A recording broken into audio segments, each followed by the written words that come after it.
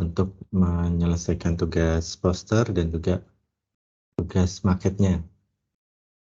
Mungkin saya izin share screen terlebih dahulu.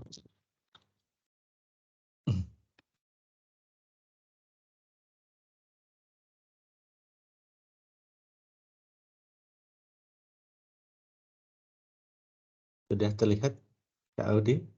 Apakah sudah terlihat? Sudah, Pak. Oke, makasih. Ya, materi ini sebenarnya rencananya akan saya sampaikan kalau kita melihat jadwal RPS di DA1 ya. Rencana saya akan membawakan ini untuk kuliah umum ya, minggu ini sebenarnya. Karena tetapi kemarin oleh Pak Koordinator akhirnya di skip ya, karena memang ada pengajuan memajukan jadwal tugas-tugas kita menjadi lebih cepat karena kita akan mengejar ke DA Award dan pameran. Kemudian akhirnya ini saya sampaikan untuk kelas K, itu sebenarnya ini tips untuk membuat poster presentasi, di mana teman-teman pun saya yakin juga sudah pernah di semester-semester awal gitu ya, itu mau di pengantar desain arsitektur dan juga beberapa mata kuliah lain ya yang juga terkait dengan membuat poster presentasi. Ya, baik kita mulai.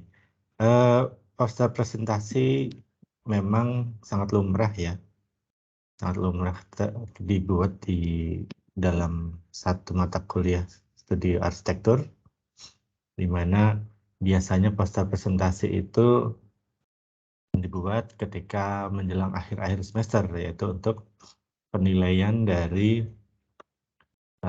mata kuliah studio, biasanya seperti itu.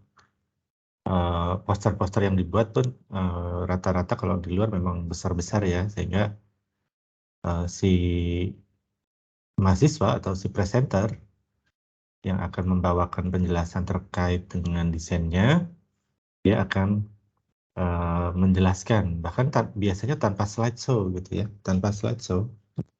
Dia hanya menggunakan panel presentasi, kemudian maket, dan dia menjelaskan secara runut. Untuk itu biasanya karena tanpa slideshow itu, tanpa PPT atau PowerPoint, biasanya dia menyusun panel presentasinya terhadap juri ya, juri-juri yang duduk kita ada 4-5 gitu ya. Biasanya dia menyusun secara berurutan seperti itu, mulai dari konsep, transformasi desain, kemudian denah, tampak, potongan 3D gitu ya, kira-kira seperti itu. Dan juga market juga akan menggambarkan visual ruang secara langsung. Sorry, jadwalnya saat ini lewat. Ya, market juga akan memberikan visual secara langsung pada juri atau pada klien, sehingga dia bisa membayangkan, meskipun software 3D sekarang banyak yang renderannya sangat realistis, akan tetapi mungkin mungkin akan sangat berguna ketika kita menampilkan juga market ya. Market itu jadi penting ketika kita bisa membayangkan secara langsung bagaimana bangunan itu terkena cahaya, kita bisa membayangkan, oh lorong di sini ternyata cahayanya sedikit gitu ya, sedangkan 3D rendering yang kita pakai kan banyak full ini ya, ada banyak full untuk tambahan pencahayaan, sehingga kita nggak bisa lihat dalam kondisi normal gitu ya, dalam kondisi normal meskipun melalui market skala 1:sekian. Jadi itu bisa lebih bisa lebih memahami meruang secara kecil ya. Market itu sangat membantu. Ya, memang mata kuliah arsitektur adalah inti dari sekolah arsitektur ya. Jadi seorang mahasiswa juga selalu akan mengerjakan tugas-tugas studio pastinya ya, yang pasti akan memberikan presentasi terbaik. Sebenarnya sampai di sini tuh ya, saya pengen ketika paper selesai, kemudian market selesai, sebenarnya pengen sekali ada sesi presentasi gitu ya, presentasi teman-teman terkait dengan desainnya, tapi sepertinya nggak cukup waktu itu ya, waktunya ya, karena memang sudah terkejar-kejar oleh libur Natal ya, tapi nggak apa-apa. Presentasi desain arsitektur ya memang mungkin bukan dari inti proyek ya, tapi ini bisa mempengaruhi audiens klien tentunya, dosen dan juri. Nah, ini sebenarnya presentasi arsitektur itu hal yang sebenarnya tidak diajarkan di sekolah arsitektur. Pertama secara skillnya, karena ini soft skill ya, soft skill. Jadi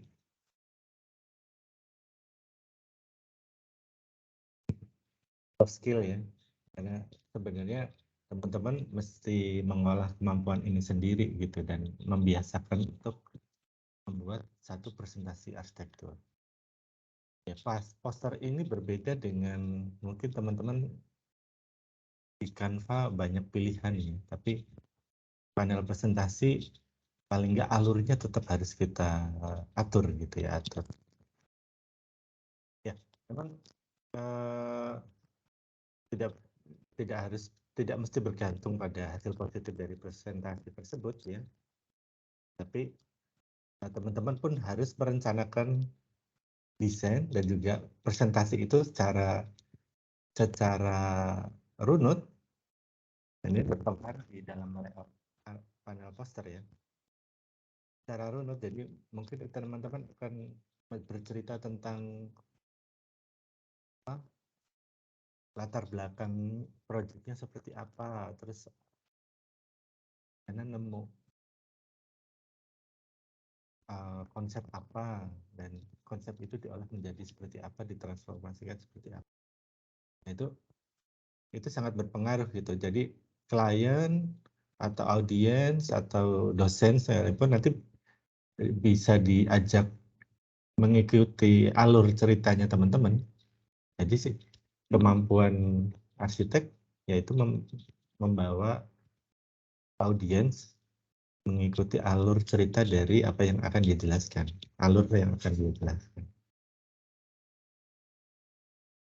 Ya, mungkin karena hubungan kita mahasiswa dan dosen ya, jadi mungkin dosen pun sudah tahu proses dari A sampai Z ya, dari 1 sampai dari 0 sampai jadi gitu ya, dosen akan paham. Tapi ketika teman-teman lulus, teman-teman akan berpraktek sebagai arsitek, pastinya hal ini tetap harus dibiasakan ya, karena presentasi di depan orang gitu ya, kita mesti memahami audiensnya seperti apa. Kalau audiensnya misalkan ya, pengalaman saya presentasi di forum orang-orang yang terpelajar, pastinya akan berbeda cara pembawaannya. Tapi kalau kita presentasi misalkan di desa gitu ya, pembangunan masjid ya, jadi kita harus menggunakan istilah-istilah dan alur cerita yang bisa ditangkap oleh orang-orang di desa gitu. Itu bahkan tantangannya menurut saya lebih berat ketika kita presentasi di depan masyarakat yang masih cukup luas gitu ya, seperti di desa gitu. Itu tantangannya lebih besar ketimbang proyek-proyek yang klien-kliennya personal, pemerintahan seperti itu. Menurut saya tantangan yang terbesar adalah itu ya. Jadi itu harus dibiasakan ya. Jadi kita keterampilan soft skill-nya teman-teman untuk menyampaikan presentasi, membuat presentasi juga diasah tentunya. Ya, ini dia. Ini macam-macam layout lah ya. Saya sadur dari satu situs arsitek ya, kanal arsitektur, di mana kita memahami yang kotak besar adalah A0, separuhnya A1, separuhnya A1, A2 gitu ya. Kita A2 ya, Kak Audi ya, bukan A1 ya. A2 ya untuk tugasnya ya. Jadi A2, A3, A4, A5 gitu ya. Nggak ada A6 jarang, A5 biasanya. Ya, format-format seperti ini yang teman-teman mungkin mesti pahami ya. Ini kaitannya dengan seberapa besar sih gambar renderan teman-teman ditempatkan di dalam panel itu, font. Kemudian font, sebesar fontnya yang akan ditampilkan dalam panel tersebut gitu ya. Gitu. Jangan-jangan kita membuat judul font terlalu besar sehingga tidak efektif gitu ya. Biasanya bikin font judul potongan, judul sama gambarnya hampir sama gitu. Gambar sama judulnya itu hampir sama besarnya, jangan seperti itu ya. Kita selalu untuk memastikan itu kita tetap berpegangan pada besarnya font ya, font size-nya berapa nantinya. Kemudian yang kedua, untuk membuat apa ya poster presentasi, teman-teman perlu membuat grid ya intinya ya, grid untuk menampilkan di mana sih renderan itu akan ditempatkan, penjelasan konsep akan ditempatkan, kemudian transformasi desainnya akan ditempatkan di mana ya, kira-kira seperti itu. Dan juga potongan tampak gitu ya, kira-kira di mana kira-kira ya. Ya ini banyak macam-macam dari 9 grid, ini mungkin karena bujur sangkar ya, nanti bisa disesuaikan, bisa persegi panjang jadi 3x4 gitu ya, bisa.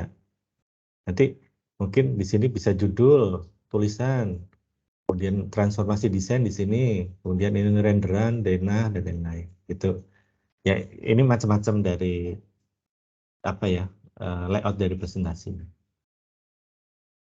Ya, bisa aja seperti ini ya. Misalkan ada nama proyek, konsep, kemudian denah, itu dibentuk transformasi desain, tampak, potongan, renderan interior 1, interior 2 ya, atau renderan sebegini.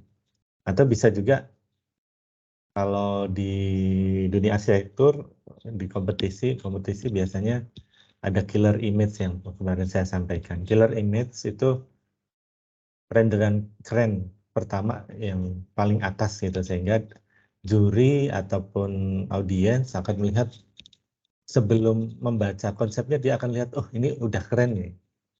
Nah, kita perlu menyiapkan satu istilahnya killer image ya. Jadi image yang kita buat secara mencolok gitu ya, mempresentasikan bangunan kita secara umum sebelum si audiens itu akan membaca ininya judul dan konsep gitu ya, konsep dan transformasi desain lalu ke gambar-gambar lain. Ya, intinya tadi yang penting pikirkan teman-teman memikirkan alur yang akan disampaikan terlebih dahulu, yaitu bagaimana memahami proyek itu dengan baik dan mudah gitu ya. Misalkan ada analisa set singkat, sintesis set gitu ya. Mungkin ada transformasi desain, studi massa, bentuk gitu. Gitu. Jadi kalau ada ilustrasi ya ditampilkan. Jadi kalau misalkan konsepnya berbentuk menggambarkan perubahan bentuk gitu ya, transformasi bentuk. Jadi mungkin teman-teman perlu menunjukkan transformasi desainnya dulu. Tapi kalau ternyata konsepnya teman-teman ini lebih terhadap fungsional dari layout ruangan atau penggambaran dari desain-desain ruang gitu, bisa aja nanti yang ditampilkan adalah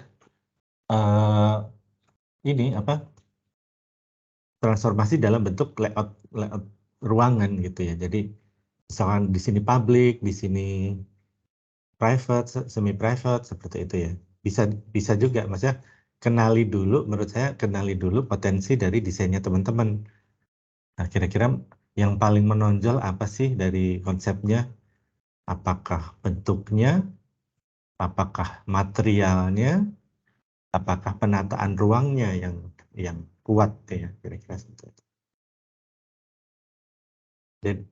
Jadi kalau misalkan ya konsepnya ada di denah ya, jadi kekuatannya ada di denah ya langsung ke denahnya dan nanti baru terakhir interiornya, kira-kira seperti itu ya. Nanti kita akan lihat contoh-contoh. Oke, saya menunjukkan satu poster ya.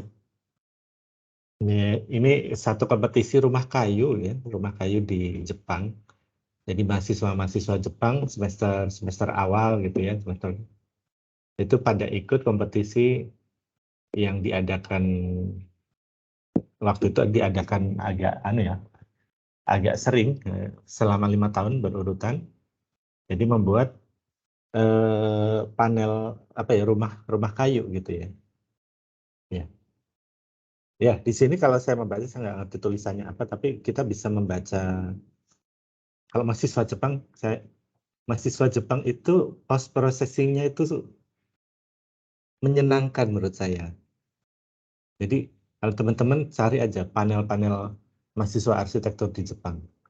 Panel-panelnya itu menyenangkan, artinya tidak terpaku pada renderan, tidak terpaku pada realistis atau tidak realistis, tapi membuat presentasi yang kadang sketsa aja gitu, maket di foto sebagai bentuk 3D, karena maketnya udah detail, maka di foto dikasih montase orang-orangan seperti itu aja. Itu kadang itu menurut saya yang nggak dilakukan di kita gitu ya gitu.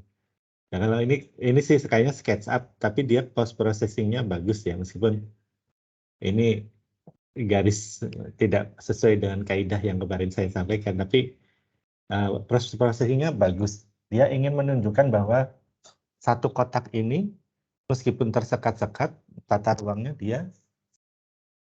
dia tetap transparan gitu. Maksudnya dia bisa melihat semua kondisi sudut ruang meskipun tersekat-sekat. Artinya kekuatannya ada di denahnya. Jadi pertama killer image-nya adalah bukan eksteriornya, tapi karena eksteriornya biasa ya, bukan eksteriornya, tapi view interior yang dia mengambil spot secara luas gitu. Ada dapur, ada ruang keluarga, ada macam-macam gitu ya. Jadi ini killer image di panel pertama untuk menggambarkan ini tata ruangnya itu meskipun tersekat tapi aneh ya, tapi tetap lega gitu. Nah, gitu. Jadi ada tambahan untuk apa sih? Partisi-partisi Jepang yang dari kertas gitu ya untuk untuk partisinya ya.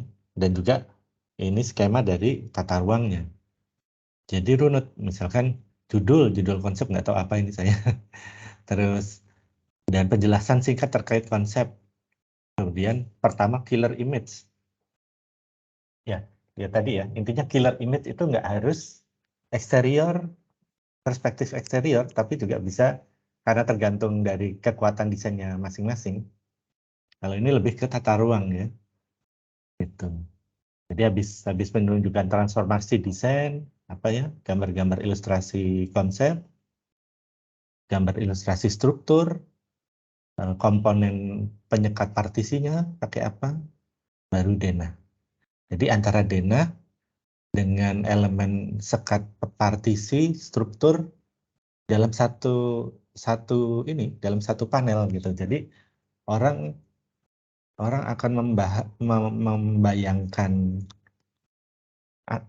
ketika membaca denah dengan komponen partisi di dalamnya bisa paham dengan mudah gitu ya. Bayangkan kalau denah kemudian renderan eksterior nih. Nah, denah dengan renderan eksterior di sini agak nggak nyambung. Nah, dekatkan gambar-gambar yang bersifat denah dengan komponen misalkan zonasi dari teman-teman denah ini sebenarnya zonasinya publiknya mana, semi publiknya mana, private-nya mana, bisa seperti itu. Bisa aja denah dengan potongan, Nah, tapi potongan biasanya juga nih, gambar potongan itu selalu didekatkan dengan gambar interior. Kenapa? Karena potongan kan menunjukkan gabungan antara eksterior dan interior. Nah, kita bisa melihat ruang dalamnya dari gambar potongan. Nah, biasanya gambar potongan selalu didekatkan dengan gambar-gambar renderan interior, gitu ya. Ya itu tips-tips dari saya aja. Jadi mungkin potongan biasanya kalau di Indonesia potongan dengan tampak, gitu. Kalau di kita itu potongan dengan tampak karena kan gambar elevation ya, gitu, gambar ortogonal gitu. Tapi bukan itu sebenarnya.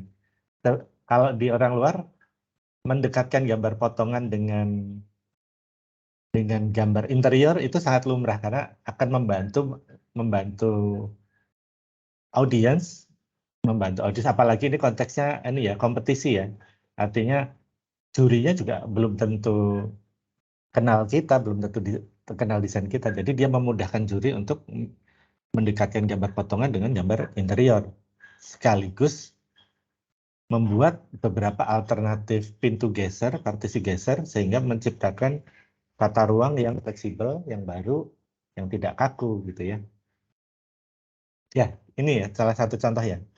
Pertama, killer image yang nggak mesti selalu harus eksterior, nggak mesti selalu harus perspektif mata burung, tapi bisa juga kalau misalnya kekuatannya teman-teman ada di penataan denah, killer image-nya adalah bisa aja interior gitu, atau gambar potongan gitu.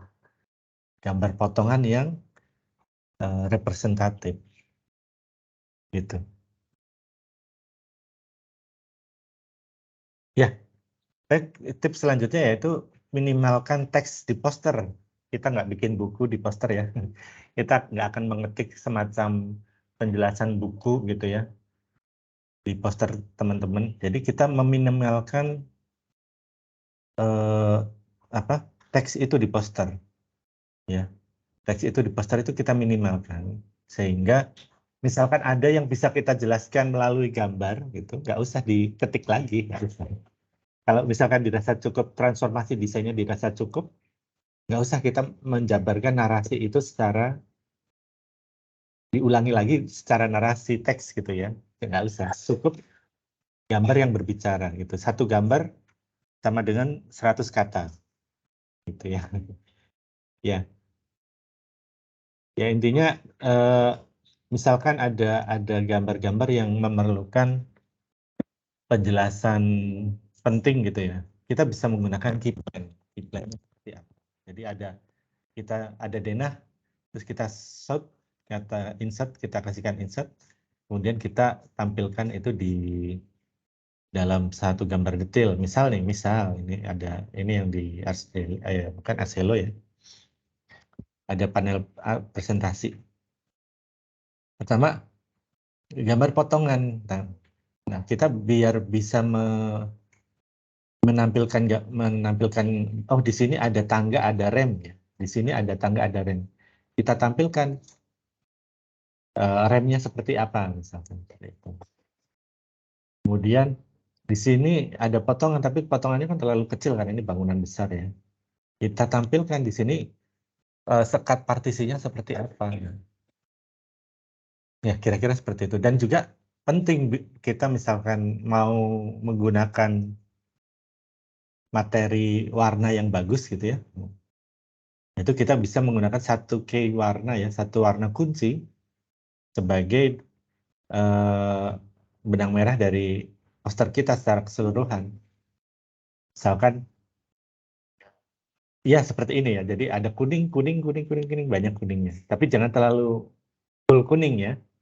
Jadi hanya bagian-bagian kecil aja sehingga tidak mengganggu. Kalau ini kan pas ya, tidak mengganggu konteks ini secara keseluruhan. Ya ini judul, kemudian analisa site, sintesis site, kemudian transformasi desain, kemudian di sini ada aksonometri, tapi lebih menjabarkan ini. Kalau ini sih lebih menjabarkan tentang tata ruang ya, karena dia sifatnya anu ya, desain ini lebih bersifat urban design ya. kaitannya dengan perencanaan urban juga. Dan juga potongan, detil-detil, dan juga perspektifnya ada di bawah ini, nggak harus di atas. Gitu ya. Oke, ini kembali ke satu kompetisi mahasiswa Jepang tadi ya. Ya, untuk konteksnya ini nggak mesti harus, killer image-nya nggak mesti harus, ini panel pertama, nggak mesti harus gambar 3D gitu maksudnya. Ini bisa aja potongan gitu. Bisa aja potongan yang menunjukkan bahwa oh ini ada rumah, ini kan kalau yang saya pahami ini rumah lampion gitu ya. Jadi rumah tinggal lampion gitu ya. Kompetisi rumah kayu tapi dia menggunakan konsep rumah-rumah lampion. Jadi di sini ada kamar yang menggantung dan semacam sangkar burung gitu ya, yang mungkin membuat rumah kayu ini menjadi lebih unik gitu ya. Dan kalau dinyalakan ini seperti lampion yang berjajar-jajar gitu, seperti halnya misalkan ada perayaan-perayaan di Jepang gitu ya, perayaan budaya di Jepang. Lampion kan jadi ikonik ya, ini lampion. Dan juga tata ruangnya, jadi ada yang sentris dan ada lampion besar yang di ruang keluarga dan kamar-kamarnya berupa lampion-lampion kecil. Menarik nih. Nah, sebenarnya ini ide-ide menarik. Dan ini 3D-nya ini sepertinya sketsa ya. Nah, ini sketsa kemudian di post processing. Menarik banget ini menurut saya. Dan dijelaskan secara runut mulai dari konsep, nggak tahu apa ini artinya, tapi lampion ya, ini tentang lampion. Terus apa transformasi desain. Nah, jadi bukan ruangan-ruangan yang kotak-kotak, tapi ruangan kotak dengan atap pelana gitu, tapi ruangannya berupa lampion itu sendiri gitu, yang akan membuat desain di rumah ini menjadi menarik gitu ya. Dan ini meskipun lampion-lampion seperti ini, tetap dijelaskan bagaimana angin masuk lewat celah-celah, keluar lewat mana. Nah, ini selalu dijelaskan. Sirkulasi udara, ventilasi, iklim, selalu akan dijelaskan. Nantinya teman-teman pun perlu menampilkan itu dalam desain posternya teman-teman. Karena kita selain tentang difabel, juga tentang pemahaman kita terhadap iklim tropis gitu ya. Ya, kira-kira seperti ini nih, rumah lampionnya. Jadi rumahnya menarik, tata ruangnya bagus, lantai 1 ada yang kosong, ada void, maksudnya ada kosong, ada bangunan kosong, ya gitu ya. Agak menarik ini. Dan di lantai 2-nya full gitu ya. Sehingga di lantai 1 bisa tetap digunakan untuk taman dan lain-lain. Nah, tata ruangnya juga bagus menurut saya. Nah, ini juara 1 kan. Ya, yang kedua, yang selanjutnya, tips selanjutnya adalah gunakan font yang cocok ya teman-teman. Font itu menurut saya jadi sangat penting karena kalau teman-teman memahami desain grafis ada intinya tentang psikologi font ya, psikologi font. Ya, mungkin teman-teman ada font yang nggak boleh dipakai ya, Comic Sans gitu, kemudian apa gitu, Comic Sans ya. Tapi saya merasa Comic Sans sih sebenarnya menarik sebenarnya karena kalau ketika kita kenal MS Word awal-awal gitu ya, Comic Sans itu font yang menurut saya membangkitkan masa kecil gitu ya. Itu tapi ya jangan dipakai ya itu karena terlalu childish gitu. Ya, gunakan font yang cocok, artinya font itu nggak boleh terlalu tipis sehingga psikologi orang dalam membaca teks itu kan penting ya. Kalau fontnya agak tipis-tipis, bacanya itu lelah banget, melelahkan. Seperti misalkan kayak Times Roman itu font yang memang digunakan untuk orang membaca pelan dan formal gitu. Sedangkan untuk font-font yang artnya lebih banyak gitu ya, yang simple, yang agak ringan tapi nggak terlalu tipis, itu font-font yang memang digunakan orang cepat dibacanya. Maksudnya cepat, nggak harus memahami satu persatu. Misalkan untuk Times Roman bisa digunakan untuk baca kontrak, baca proposal, sehingga orang harus dibawa pelan gitu. Nah, kalau di presentasi arsitektural seperti ini, ya kita nggak perlu pelan-pelan banget kan, karena pastinya akan lama nanti, pemahamannya akan lama. Nah, kita harus menggunakan font-font yang menarik ya, yang yang nggak boleh macam-macam, yang simple, yang orang membacanya enak gitu. Pertama Century Gothic ya, Century Gothic itu bidang lengkung yang saya pahami, bidang lengkungnya agak besar, agak gede, artnya agak gede. Jadi ketika membaca eh, bisa cepat dan kita mudah memahaminya gitu. Dan huruf antar fontnya agak besar, agak anu ya, nggak terlalu kecil. Jarak antar fontnya ketika dibuat satu rangkaian tulisan agak lumayan gitu ya.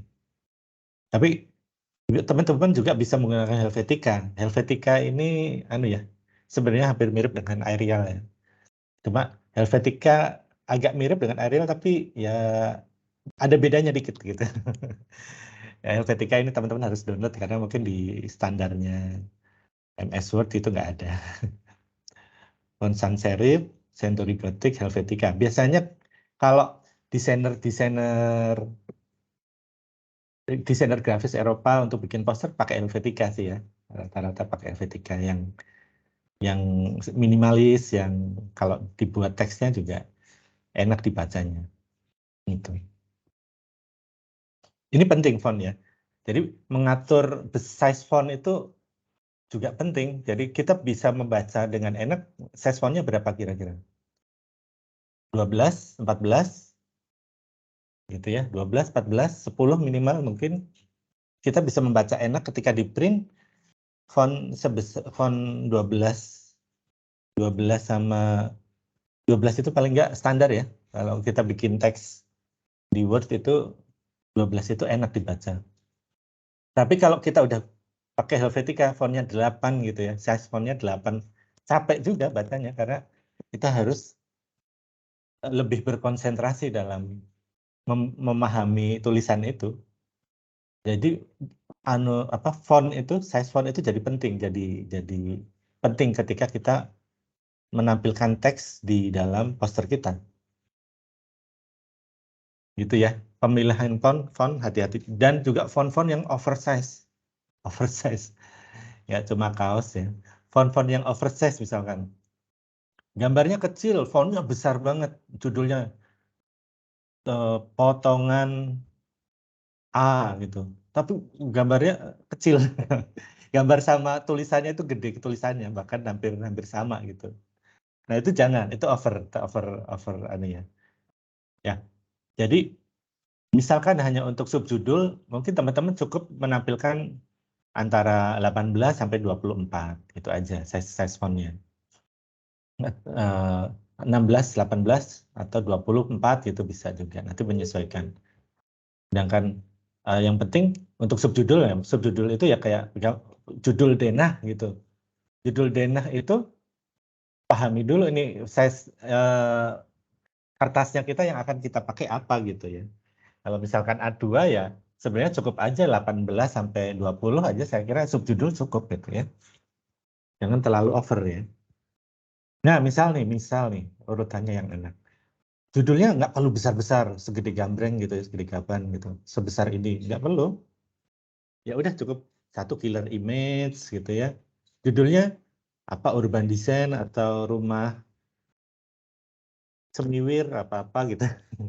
Ya, ya udah cukup mungkin pakai yang besar cukup di 36, 48 gitu ya. Bisa aja seperti itu, nggak usah sebesar-besar itu.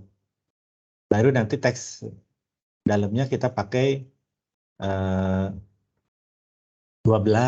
size-nya atau 14 agar lebih jelas gitu ya.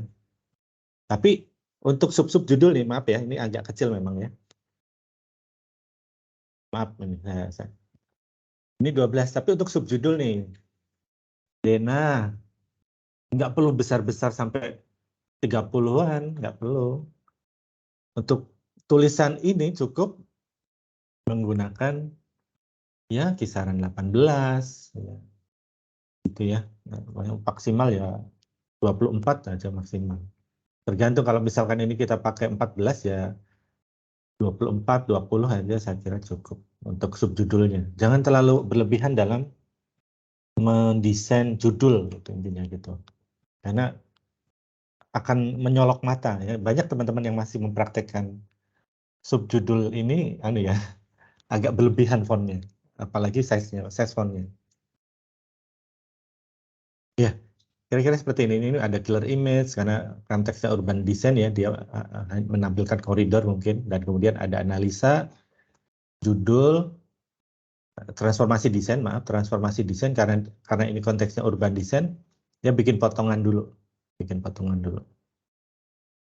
menunjukkan koridor dari ujung sampai ujung, gitu. Baru nanti setelah potongan dari ujung ke ujung, baru nanti detail dari bangunan-bangunan yang ada di situ. Jadi dia nggak memperlihatkan bangunannya secara eksterior, tapi dia dari interior melihatkan ke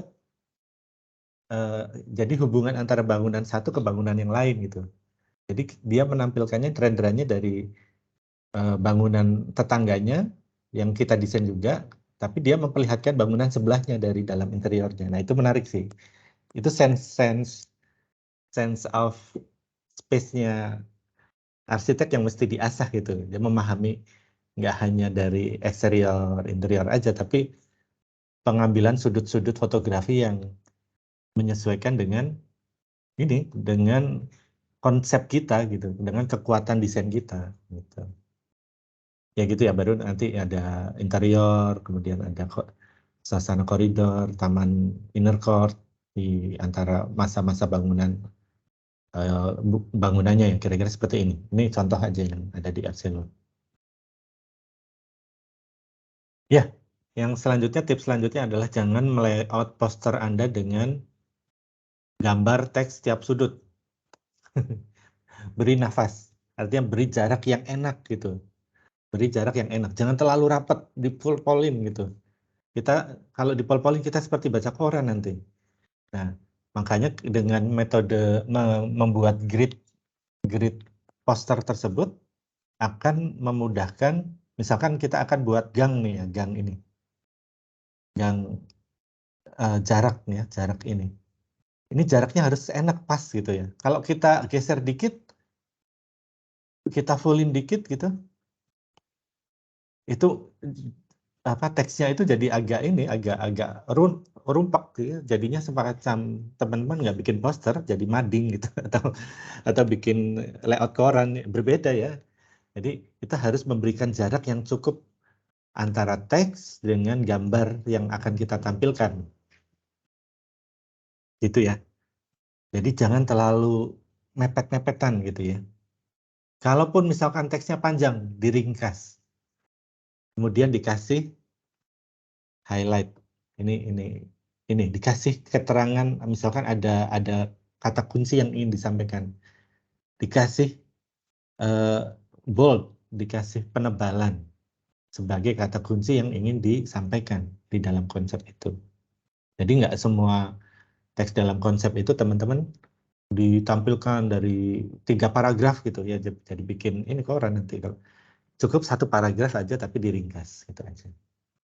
Nah ini poster ini pekerjaan yang menyenangkan, tapi sebenarnya dalam layout ini butuh seharian sebenarnya. Kalau saya butuh seharian karena bukan mikir meskipun renderan denah tampak potongan udah jadi, tapi mikirnya adalah mikir enak nggak ya ini untuk dosen, untuk juri, untuk audiens gitu ya. Itu mikirnya lebih capek tentang itunya. Ya, kira-kira seperti ini. Jadi ini ada satu rumah komunal di Afrika ya. Saya cantumkan, nanti teman-teman bisa cari ini di sini. Ada banyak panel-panel finalisnya. Jadi untuk membuat di posternya, karena ini hanya ada 2 lembar yang akan dimajukan untuk 4 lembar, maaf, tapi saya hanya mengambil 2 lembar. Untuk juri, jadi tidak killer image-nya dia menggunakan killer image yang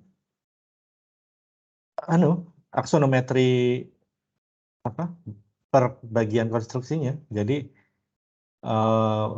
si juri bisa memahami konstruksinya secara langsung di dalam halaman pertama, dan juga tentunya disokong oleh tampilan eksterior gitu di sini. Kalau di sini kan sudut pengambilannya dari dalam ya, dari arah belakangnya ini. Jadi kita bisa melihat depan belakangnya ini secara sekilas aja gitu, memahaminya dengan cepat. Kemudian baru ke transformasi desain. Transformasi desain, set plan, dan ini tampak eksterior. Mestinya kalau ini bisa tampak eksterior, karena mungkin udah si arsiteknya dia membuat gambar eksterior agak banyak ya. Nanti baru denah ya, baru denah dan potongan. Nah, potongan itu biasanya nanti hubungannya tadi dengan tampilan interior. Nah, seperti ini. Jadi ada rumah yang berada di tengah-tengah pohon gitu, sehingga area pohon bisa dijadikan tempat komunal yang asik. Ada dapur umumnya gitu di sini. Ada tempat duduk-duduknya, jadi makan sambil masak, sambil makan-makan, karena ini rumah komunal ya. Betul. Jadi seperti itu. Jadi ya itu tadi potongan selalu berkaitan dengan interior. Dan juga aksonometri aksonometri dinding, struktur, atap gitu ya. Jadi kita bisa memahaminya itu dengan baik gitu ya. Jadi ya, eksterior, denah, sintesis tapak gitu. Ini ditampilkan di sini. Ini masih dengan kompetisi rumah di Afrika. Ya, kira-kira seperti ini ya. Jadi ada killer image dulu di atas, dia selalu menampilkan killer image. Kenapa menampilkan killer image di atas? Biasanya kalau killer image di atas akan membawa juri itu lebih oh iya ini bagus nih, keren nih. Dan dia tidak hanya menampilkan ini aja, tapi di kanan kirinya juga ada apa sih? Ada padang rumput kah? Ada padang rumput, ada apa gitu ya. Nanti bisa bisa menyesuaikan, intinya ingin menunjukkan suasana gitu ya, ingin menunjukkan suasananya seperti apa. Dan yang terpenting adalah misalkan nih udah menunjukkan detail-detail yang mungkin didesain secara tidak lumrah gitu. Yaitu detail-detail misalnya kuda-kuda teman-teman yang di SUB gitu. Tampilkan aja kalau misalkan itu unik. Ditampilkan di area ini gitu, di area salah satu poster. Situasi, ini kita bisa lihat situasi, set plan, potongan gitu ya. Enak sih paling kalau potongan sebenarnya saya di bawah ya. Karena dia akan kelihatan akan make sense dengan ininya. Dan juga ini, potongan yang berkaitan dengan iklim. Ini selalu ditampilkan kalau di presentasi board itu selalu ditampilkan. Kenapa? Karena konteksnya ini Afrika yang sangat panas dan dia harus menjelaskan bahwa desain rumahnya itu harus mengalir angin udara dingin, udara panasnya keluar. Dan juga ini ada satu detail untuk ini satu WC umum, yaitu humanure ya, yaitu WC tradisional yang nantinya akan digunakan sebagai pupuk, dicampur sekam padi dan dijadikan pupuk untuk pertanian gitu ya. Ini di Green School Bali juga menggunakan WC seperti ini yang tidak disentor pakai air, tapi di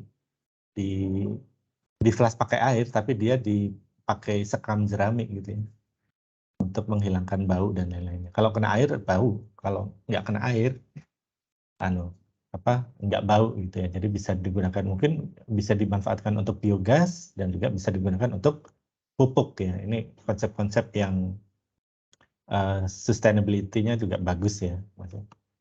Jadi dari atap, kemudian hujan ditampung di air sebagai cadangan air gitu ya. Ini yang kemudian ditampung, ada pemipaan. Nah, ini potongan-potongan prinsip seperti ini yang juga ditampilkan di dalam poster. Karena dia menjelaskan, potongan prinsip menjelaskan konsep bangunan ini secara khusus gitu ya. Ya, kira-kira sih itu sih ya. Intinya teman-teman ada beberapa poin yang tadi mungkin perlu teman-teman pahami. Pertama mungkin kalau saya singkat gitu ya. Ini ada satu yang ini. Bikin satu killer image aja dulu. Satu killer image mungkin bisa sepertiga atau seperempat dari panel presentasinya teman-teman. Killer image nggak apa-apa besarin, tapi nanti pada bagian-bagian tertentu teman-teman nanti menampilkan di bawahnya konsep atau di atasnya konsep, baru nanti transformasi desain, sintesis tapak atau macam-macam lah. Saran saya kayaknya nggak perlu masuk ke esensi proyek, presiden, referensi, nggak usah masuk ke situ lagi, tapi nanti teman-teman masuknya dari konsep desain. Intinya gitu ya, konsep desain satu, kemudian sintesis tapak dua, saya ulangi, satu konsep desain, dua sintesis tapak, tiga transformasi desain, empat set plan, situasi, denah tanpa potongan, kemudian nanti akan ada potongan yang bersifat iklim, detail ruang dalam yang berkaitan dengan difabel, dan juga nanti baru renderan-renderan ya interior eksterior. Misalkan teman-teman udah telanjur bikin renderan banyak nih, nggak harus semua ditempelin. Cukup berapa aja lah, udah cukup eksteriornya. Misalkan udah 4 ya, 4 itu untuk di paper, tapi untuk di poster cukup 2 aja. Nah, interior cukup 4 atau 4 aja ya ditampilkan. Kayak kita bikin 4 ya interior ya. Ya, intinya jangan memaksakan renderan teman-teman. Teman-teman udah telanjur bikin 10 nih ya, bikin 10 gitu untuk interiornya. Jangan dipaksakan sehingga renderan itu kecil-kecil, munculnya kecil-kecil di dalam poster. Pilih yang paling bagus, yang merepresentasikan desain teman-teman yang paling oke gimana, kemudian masukkan 3 atau 4 saja untuk interior. Bahkan untuk renderan eksterior teman-teman mungkin cukup 2, 3, ya. Kalau 4 misalkan cukup nggak apa-apa. Tapi intinya pilih mana yang menurut teman-teman bagus untuk poster. Kalau di dalam paper kita kan kemarin 4 eksterior, 4 interior ya. 4 eksterior, 4 interior itu di dalam paper. Tapi di dalam poster nggak harus semuanya dimasukin. Karena teman-teman perlu membuat proporsi antara gambar, teks, dengan kontennya teman-teman itu jadi berimbang gitu ya. Jadi bahkan lebih banyak tampilan gambarnya ketimbang teksnya gitu. Sehingga kita memahami poster ini secara utuh jadi lebih mudah. Kalau kita terlalu banyak teksnya, kita bikin mading gitu, majalah dinding. Ya, gitu ya kira-kira ya. Oke. Mungkin sebentar, mungkin saya akan tunjukkan satu aja. Satu.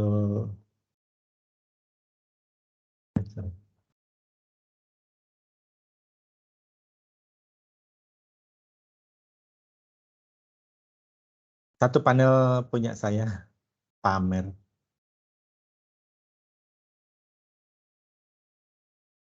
Kebetulan sekitar Oktober kemarin, saya bantu kantor untuk bikin fasilitas, ada sayembara, fasilitas kemahasiswaan di ITB. Jadi ada 3 dan tiga-tiganya juara 1. Nah, di sini kita bisa memahami, di sini ini salah satu yang saya desain. Jadi ada satu kolam renang di ITB, fasilitas mahasiswa yang bawahnya mau digunakan untuk sarana olahraga. Yang pertama nggak mesti, kita nggak mesti menampilkan killer image berupa ini ya, berupa renderan eksterior interior tadi, tapi di sini saya mencoba menampilkan potongan karena sebenarnya kalau eksterior interior di sana udah bentuknya adalah kolam renang itu ya. Tapi ketika membuat potongan di sini kita bisa melihat membawa juri bahwa di sini ada kondisi existingnya seperti apa, kemudian dibongkar, kemudian ditambahkan zonasi-zonasi baru gitu ya. Baru dari ini disimpulkan dengan potongan. Ini halaman pertama. Jadi kita bisa mempengaruhi juri membaca konsep ini dengan cepat gitu, dengan mudah gitu ya. Kemudian selanjutnya denah ya. Denah kaitannya sampingnya denah ini kaitannya dengan ini dengan tata ruang ya. Tata ruangnya seperti apa? Denah selalu dikaitkan dengan zonasi pertama. Kemudian yang kedua adalah furnitur pembentuk ruangan karena sebenarnya ini plong-plongan tapi ruangannya dibentuk oleh furnitur yang bisa digeser-geser nantinya. Dan juga selain itu juga sirkulasi, yaitu denah selalu didekatkan dengan ini. Yang kedua, potongan dengan istilahnya ini ya, alternatif membentukkan ruangnya seperti apa? Ini saya coba saya percepat aja. Kira-kira pembentukan ruangnya seperti apa? Kemudian baru terakhir renderan seperti ini. Dan juga setelah renderan nanti masuk ke detail-detail furnitur. Nah, detail furnitur ini seperti apa? Lemari-lemari yang tadi membentuk ruang, agar dia bisa digeser, harus ada apanya. Jadi ada penjelasan-penjelasan kecil, misalnya di sini kita lingkarin, di zoom, ada detail roda, ada detail handrail, ada panel multiplexnya seperti apa gitu ya. Ya ini kemarin alhamdulillah bisa juara ya dalam 3 kategori gitu ya. Ada juga kalau teman-teman pernah ke ITB, ada satu gedung CC Barat yang didesain oleh satu apa arsitek yang terkenal Pak Baskoro Tejo. Di sini CC Baratnya digunakan untuk tempat kalau di ITB itu ada ini ada kemahasiswaan tapi mereka seni-seninya tradisional gitu ya, ada karawitan, ada gamelan gitu. Dan ada tari-tarian kayak gitu. Ya. Lebih tradisional di ITB ya. Mungkin kalau teman-teman kalau saya melihat di arsitektur UAJY ya, ya seni peran, seni rupa gitu ya. Kalau di sana agak tradisional gitu. Gamelan gitu, drum band gitu. Tapi gamelan, karawitan gitu ya pokoknya. Jadi ITB punya ruangan-ruangan untuk itu.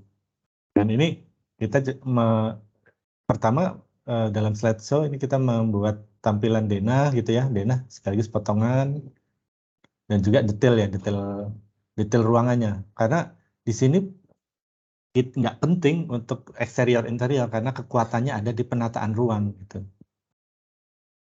Bahkan potongannya seperti apa ini ya. Dan detail-detailnya aksonometri dari detail masing-masing ruangnya ditampilkan seperti apa.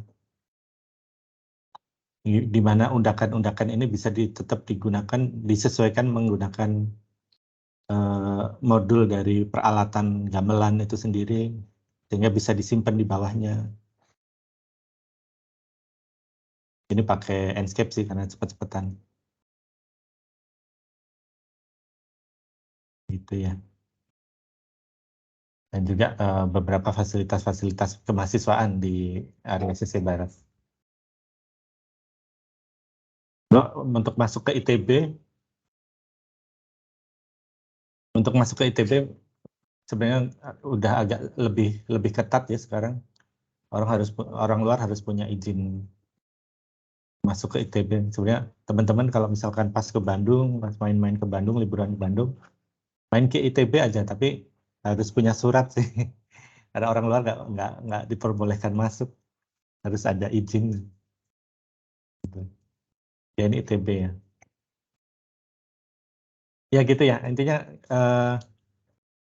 kalau saya karena kita konteksnya adalah rumah ya, jadi tetap killer image tetap tampilkan aja di atas ya, sama seperti tadi contoh-contoh yang ini ya, yang saya sampaikan di presentasi gitu. Tapi misalkan ternyata tampilan kita biasa aja, tapi penata ruangnya yang menarik, nah, baru tampilkan tadi mungkin interiornya langsung gitu, nggak masalah. Atau potongannya jangan-jangan bisa aja, nggak harus pakai rumus killer image sama dengan eksterior ataupun perspektif depan, perspektif mata burung, itu nggak harus ya. Gitu ya kira-kira teman-teman materi saya tentang ini, tentang membuat poster presentasi. Kak Audi sudah share ya ke materinya ya ini. Udah, Pak. Oke, ya nanti mungkin teman-teman bisa mempelajari itu. Mudah-mudahan memberikan pencerahan ke teman-teman. Intinya dalam mendesain poster arsitektural harus seefektif mungkin. Misalkan ada konten-konten yang nggak perlu, jangan dimasukkan. Maksudnya grafis-grafis yang nggak perlu kita tahan dulu untuk kita menyampaikan desain kita secara efektif, efisien, mudah dicerna, mudah ditangkap oleh audiens gitu. Kira-kira itu dulu dari ya. Mungkin ya. Mungkin teman-teman ada yang mau ditanyakan sebelum saya tutup?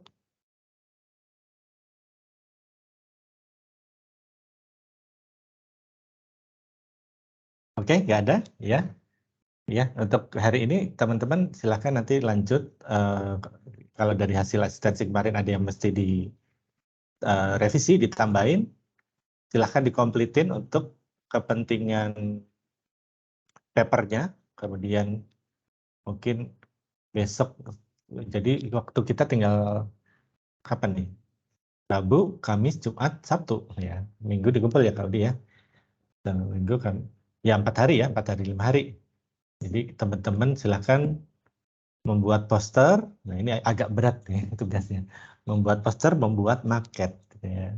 Dan juga melengkapi paper-paper yang kemarin teman-teman sudah sampaikan, sudah diasistensikan. Saran saya untuk paper, teman-teman, kalau teman-teman masih menggunakan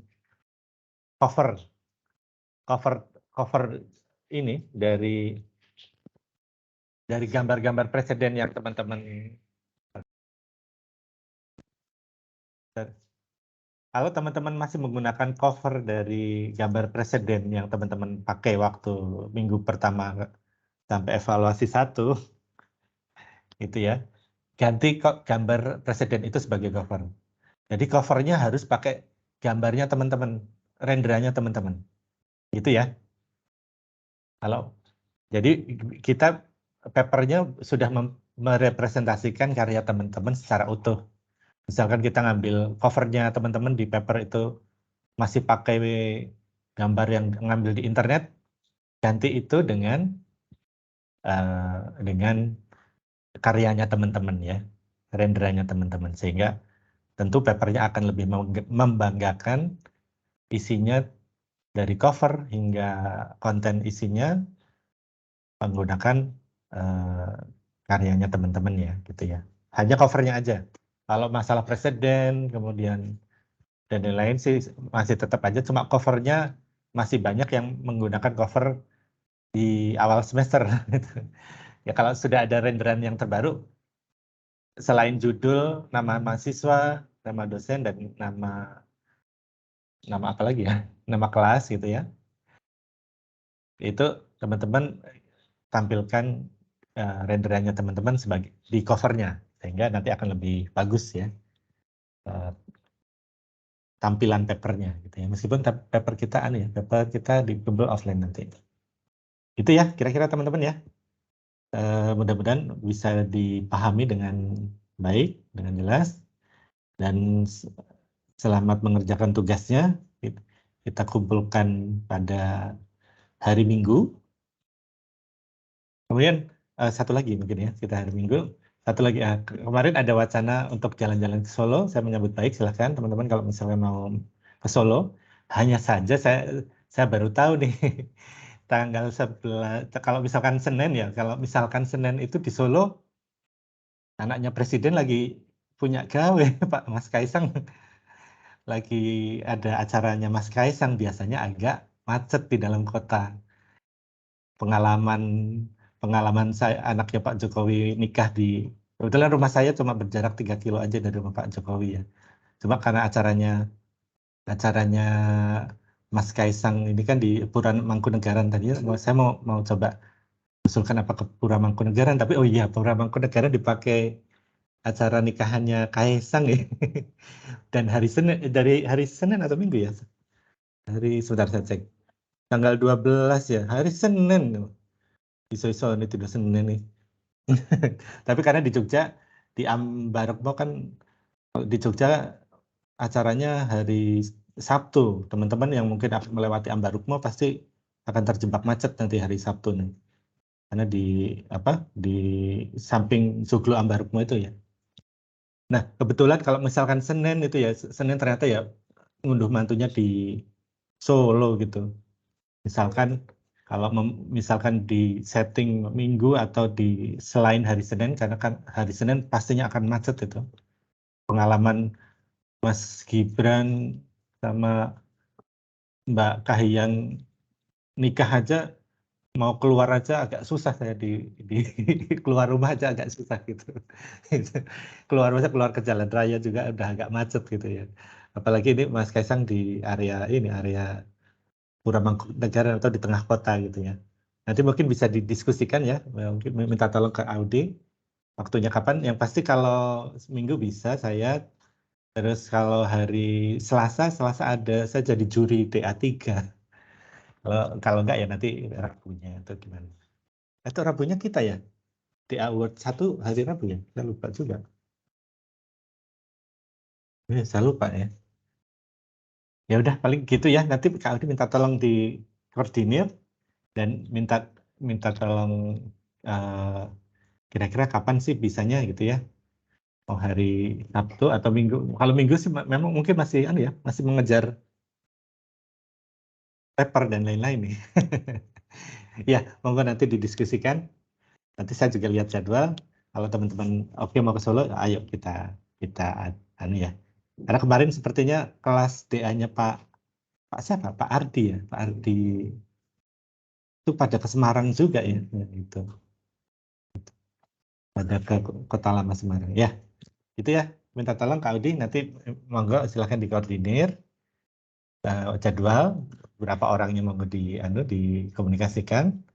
Dan nanti saya paling nggak hari apa ya, hari Jumat atau Sabtu lah, Jumat lah biar nggak mepet. Mungkin dikonfirmasi hari Jumat ya. Kita lihat bagaimana schedule-nya. Gitu sih kira-kira. Sebenarnya kalaupun Senin pun nggak apa-apa, tapi ya kalau Senin ya kita kena potensi macet di Solo. Meskipun gitu katanya sih ada pesta rakyat di Mangkunegaran, ada makanan gratis gitu di Mangkunegaran. Dan kita nggak bisa ke Triwindu nanti. Triwindu kan pasar antik ya, nggak bisa jalan-jalan ke Triwindu karena di Triwindu pastinya akan macet dan ditutup. Karena kan bersampingan dengan Mangkunegaran itu. Jadi di Solo itu ada 2 keraton, Mangkunegaran dan Kasunanan. Gitu. Mangkunegaran yang dipakai untuk acaranya Mas Kaisang. Yaitu saya sampaikan apa ya potensi di hari-hari itu gitu ya. Yang saya lupa ternyata oh ya tanggal 12 itu. Tanggal 10 dan 12. Ya, gitu ya kira-kira teman-teman. Sekali lagi terima kasih. Kurang lebihnya mohon maaf. Teman-teman silakan dilanjut lagi tugas-tugasnya untuk paper dan poster dan juga maket. Mudah-mudahan teman-teman senantiasa diberikan kesehatan, semangat juga, sehingga dapat menyelesaikan tugas-tugas DA1 kelas K ini dengan baik ya, dengan mendapatkan nilai yang baik dan bagus dan layak gitu ya. Ya, sementara itu dulu dari saya, teman-teman. Sekali lagi terima kasih dan selamat pagi. Pagi Pak, terima kasih. Terima kasih Pak.